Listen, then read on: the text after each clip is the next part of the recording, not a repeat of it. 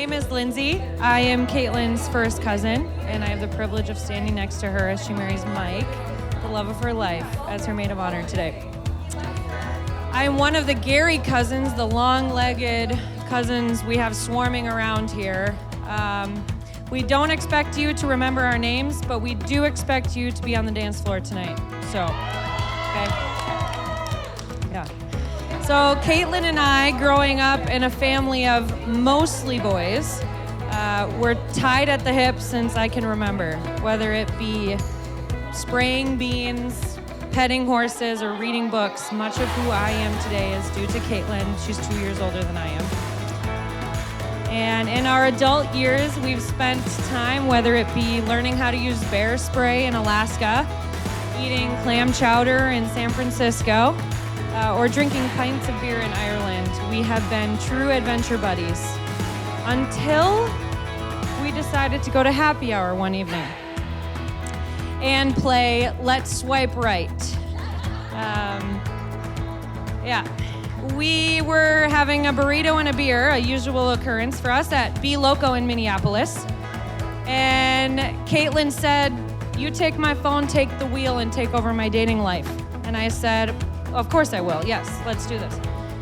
So I opened up her phone. I saw a profile of a man with a cigar hanging out of his mouth, a big ice auger going into the lake, and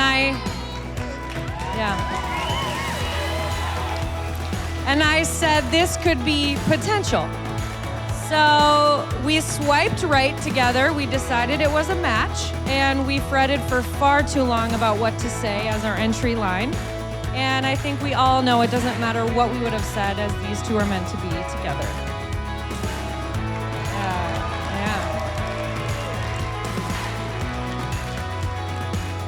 Since then, they have been truly radiant together. You can see the happiness just flowing out of them. True adventure buddies. I did not think I could meet someone that had as much sass, as much fun, and someone who could make Katelyn laugh as much as you do, Mike. And so congratulations, you only child Packer fan. Welcome. Welcome to the family. Cheers. The light in your eyes comes over me just like a sunrise. You set a scene, turning my gray skies blue, just like you always do. I don't want anyone else, 'cause I know there's not anyone else that makes me feel the way you do. It's easy to prove I don't want anyone else. I feel like I'm The Bachelor. It's silly for a second. Oh. Wow. Beautiful. Nailed it. I know.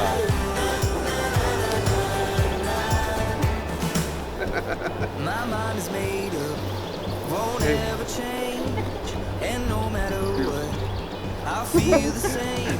Heather. What? Am I? I cried about 8 times writing it. It has to be the last draft because I can't keep doing this. Wow. Okay. Shake it off. Shake it off. Here we go.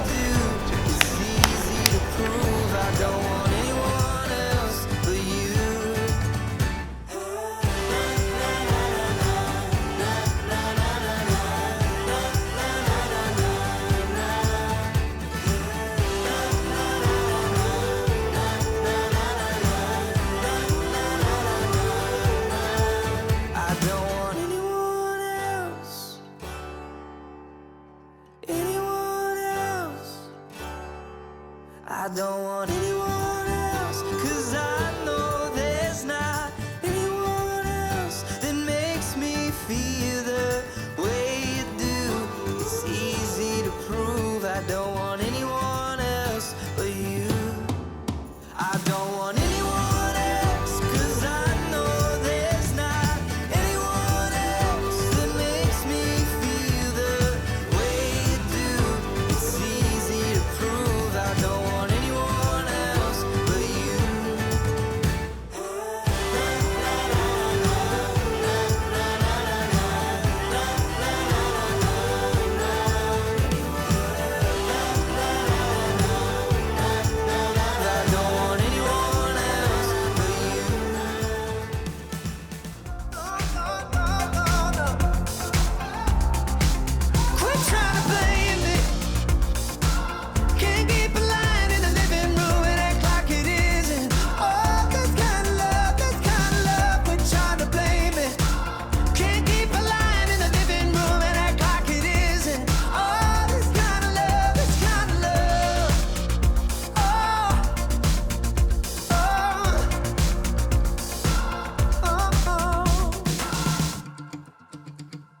you can't tame a cageless soul.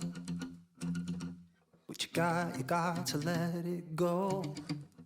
This kind of love is a wild animal. So just like their first date, my speech is super long. You guys shut down the brewery, and Mike was super excited. He came back and gave me a report, and he was doing the thing where he does like this dance. He can't stop moving his body. He was so excited, you were engaging. The conversation never ran dry. He was super excited to meet you. You guys went really, really deep on the first date, and everything sounded super, super hopeful, and I was so excited for you. I was like, dude, don't screw it up, and you didn't.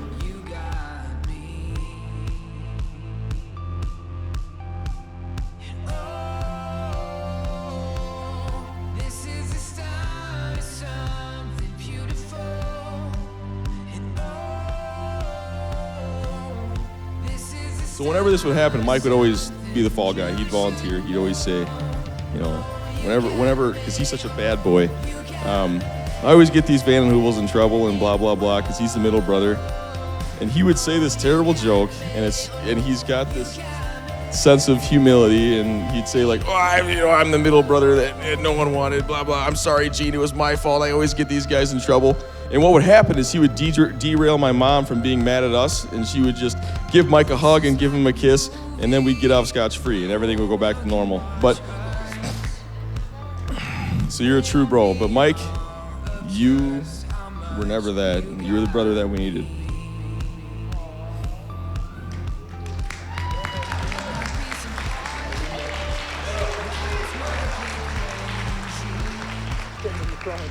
Yeah. Whew, there it is. The five pillars to friendship success. It's weightlifting, football, fishing, spaghetti, and Xbox. Those are the 5 pillars to success. That's what you need if you want a successful friendship. And I was like, he finally did it. But no, he's just soul and body. He's the strongest guy I know.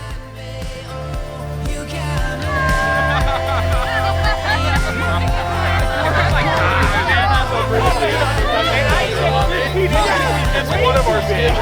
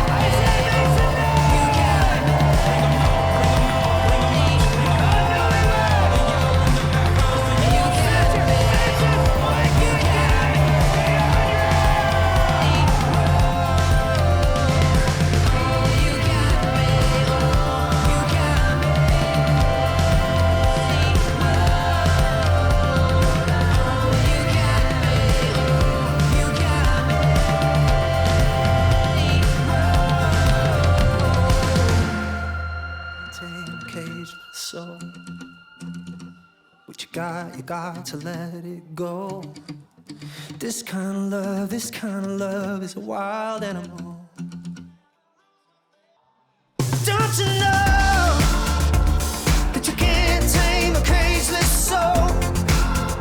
But you got to let it go. This kind of love is a wild animal. And you can't tame a cageless soul. Can't keep a line in the living room and act like it isn't. Oh, this kind of love. No, you can't tame a cageless soul. No, you can't tame a cageless soul. Stop, try it. No, you can't tame a cageless soul.